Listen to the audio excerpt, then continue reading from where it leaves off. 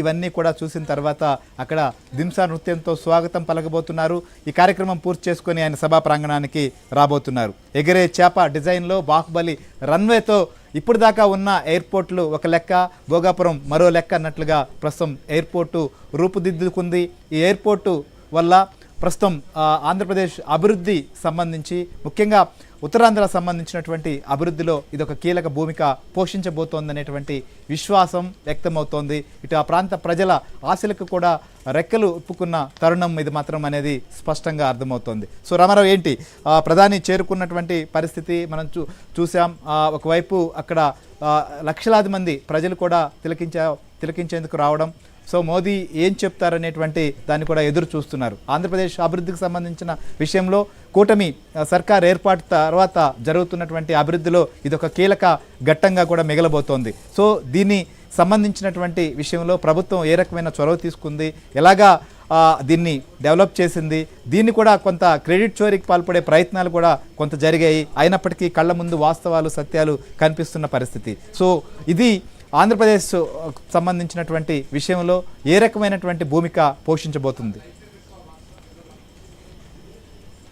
శ్రీహరి, కొద్ది క్షణాల క్రితమే ప్రధాని నరేంద్ర మోడీకి అల్లూరి సీతారామరాజు ఇంటర్నేషనల్ ఎయిర్పోర్టుకు చేరుకున్నారు. ఆయన అక్కడ ఇంటర్నేషనల్ ఎయిర్పోర్ట్లో దిగిన వెంటనే కూడా ముఖ్యమంత్రి చంద్రబాబు నాయుడు, రాష్ట్ర governor Abdul Nazeer, deputy CM Pawan Kalyan, అదేవిధంగా పలువురు కేంద్ర మంత్రులు, రాష్ట్ర మంత్రులు, మంత్రి నారా లోకేష్ వీళ్ళంతా కూడా ఆయనకు స్వాగతం పలికారు.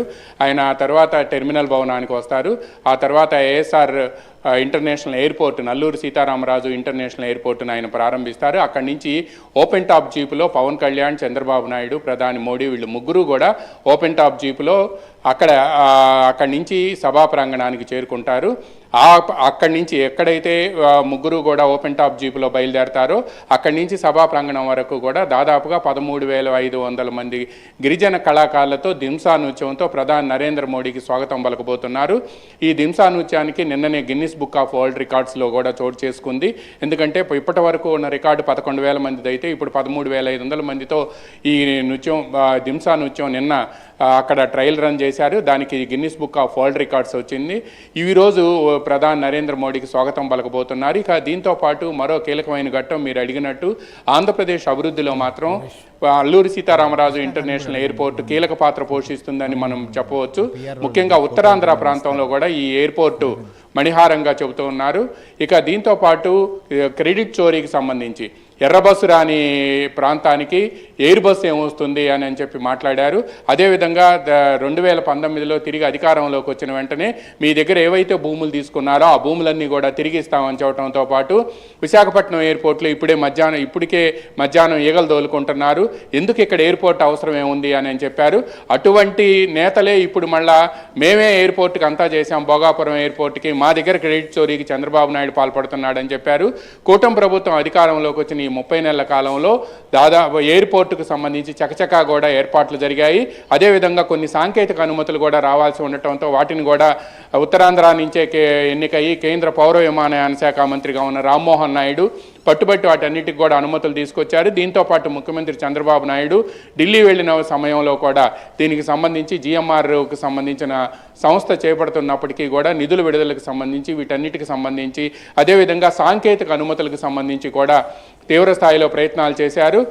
కేంద్ర ప్రభుత్వంలో ఎన్డీఏ, తెలుగుదేశం కూడా ఎన్డీఏలో కూటమి, ఇక్కడ ఆంధ్రప్రదేశ్లో కూడా ఎన్డీఏ ఉండటంతో ఇవన్నీ కూడా ఈ కళ సాకారం అయింది అని చెప్పి ముఖ్యమంత్రి చంద్రబాబు నాయుడు నిన్న తెలుగుదేశం పార్టీ కేంద్ర కార్యాలయంలో మీడియాతో ఇష్టాగోష్ఠిగా మాట్లాడుతున్నప్పుడు కూడా చెప్పారు. ఎందుకంటే ఇవన్నీ కూడా కేంద్ర ప్రభుత్వ సహకారంతో పాటు ఈ ఎయిర్పోర్టు ప్రారంభోత్సవానికి సంబంధించి కూడా ఈ ఎయిర్పోర్టు కళ సాకారం అయ్యేందుకు కూడా కేంద్ర ప్రభుత్వం నుంచి ఎంతో సాయం లభించింది అని చెప్పి చెప్పడంతో పాటు అక్కడ ఉండే ఎవరైతే రైతులు ఉన్నారో కూడా వాళ్ళు కూడా ఉదారంగా భూమినిచ్చారు అని చెప్పారు. మొత్తం 4,500 కోట్ల రూపాయలతో ఈ అల్లూరి సీతారామరాజు ఇంటర్నేషనల్ ఎయిర్పోర్ట్ కళ సాకారం అయింది. ఉత్తరాంధ్రకి రెక్కలు వచ్చాయి అని ఒక విషయం దాదాపు మనం చూస్తున్నాం. 2,703 ఎకరాల విస్తీర్ణంలో ఇటు ఎయిర్పోర్ట్ కావచ్చు, లేకపోతే అక్కడే ఏవియేషన్ యూనివర్సిటీ, ఏవియేషన్ హబ్ మొత్తం ఏర్పాటు అవుతున్నాయి. ఇందుకు సంబంధించి కూడా రైతులు దాదాపు 400 మందికి పైగా రైతులు ఇక్కడ భూములు ఇచ్చడం, వారిని కూడా ప్రత్యేకంగా ఆహ్వానం పలికి ఈ సభా వేదికకి పిలిపించారు. చాలామందికి ఉపాధి అవకాశాలు కల్పిస్తారు అనేటువంటి పరిస్థితి మనం చూస్తున్నాం. సో ముఖ్యంగా ఈ ఏర్పాటుతో ఉపాధి అవకాశాలు ప్రత్యక్షంగా కావచ్చు, పరోక్షంగా ఏ రకంగా ఉండబోతున్నటువంటి పరిస్థితి ఉంది? డెఫినెట్గా అక్కడ ఎవరైతే భూములు ఇచ్చారో ఆ భూములు ఇచ్చిన రైతుల కుటుంబాల్లో అర్హులైన వారు ఉంటే వారికి ట్రైనింగ్ ఇచ్చి ఆ తర్వాత వాళ్ళని అక్కడ ఉద్యోగాల్లోకి తీసుకుంటాము అని కూడా రాష్ట్ర ప్రభుత్వం పదే పదే చెప్పింది. అదేవిధంగా జిఎంఆర్ సంస్థ కూడా దానికి సంబంధించి హామీ ఇచ్చింది. ఇప్పటికే కొంతమందిని అక్కడ స్కిల్డ్ వర్కర్స్ ఎవరైతే ఉన్నారో వాళ్ళందరికీ కూడా ట్రైనింగ్ ఇచ్చి వాళ్ళందరినీ తీసుకోగా మిగతా వాళ్ళు ఎవరైతే ఉన్నారో వాళ్ళందరికీ కూడా డెఫినెట్గా ఇంటర్నేషనల్ ఎయిర్పోర్ట్లో ఉద్యోగ అవకాశాలు లభిస్తాయని, ఉపాధి కలుగుతుంది అని చెబుతున్నారు. అక్కడ ఏవియేషన్ హబ్తో పాటు దానికి సంబంధించిన ఎడ్యూసిటీ కూడా వీటన్నిటిని కూడా ప్రారంభిస్తూ ఉండటంతో ఇక్కడ అందరికీ కూడా ఉపాధి అవకాశాలు, ఎవరైతే భూములు ఇచ్చారో ఈ రైతులందరూ కూడా వేలాది ఎకరాలు భూములు ఇచ్చిన రైతులందరికీ కూడా తప్పనిసరిగా వాళ్ళందరికీ కూడా అవకాశం కలుగుతుంది అని భావిస్తున్నారు. దీంతోపాటు శ్రీహరి మనం ఈ ఎయిర్పోర్ట్ ఏదైతే ఉందో ఇంటర్నేషనల్ ఎయిర్పోర్ట్ పూర్తి హంగులతో దీంతో ఈ ఏర్పాటైంది.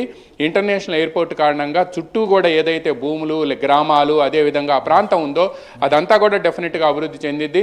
శంషాబాద్ ఎయిర్పోర్ట్ వస్తే హైదరాబాద్లో శంషాబాద్ ఎయిర్పోర్ట్ అవసరమా అని చెప్పి ఆ రోజు కూడా చెప్పారు. దీనికి రూపకల్పన చేసింది కూడా ఇప్పుడు ఏపీ సీఎం చంద్రబాబు